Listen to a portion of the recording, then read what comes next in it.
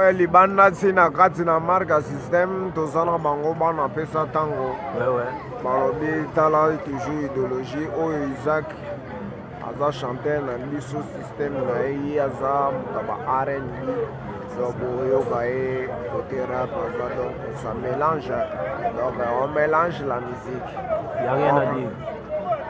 Komba kotambolaka malembe. Koba kotambolaka malembe. Zuka akokoma na destination na ye. Suka ye akokoma na destination. Chevalet kukimaka mbangu kichi. Chevalet kukimaka majalote. Suka akokoma na destination na ye. Suka hey akokoma tobina na kumbelele kumbaye mbelele bimiza bango na kumbelele kumbaye mbelele kumbaye mbelele tobina na kumbelele kumbaye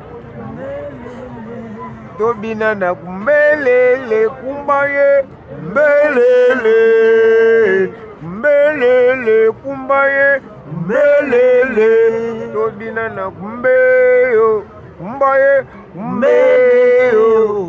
Ouais balobi hein Dédé Yagi hein salon José de Londres na Londres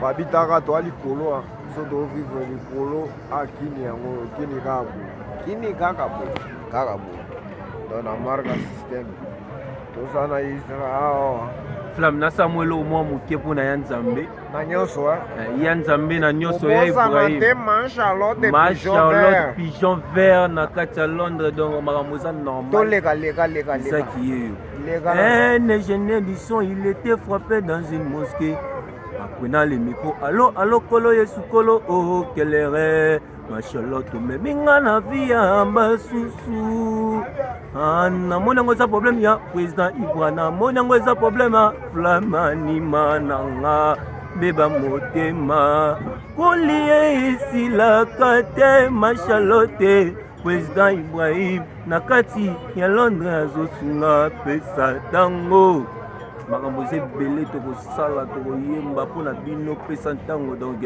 maoluta normal donc bozoyoka ye tokoboma mutu te na mutu nakoboma biso donc tokimaka makambo donc ma Charlotte pigeon vert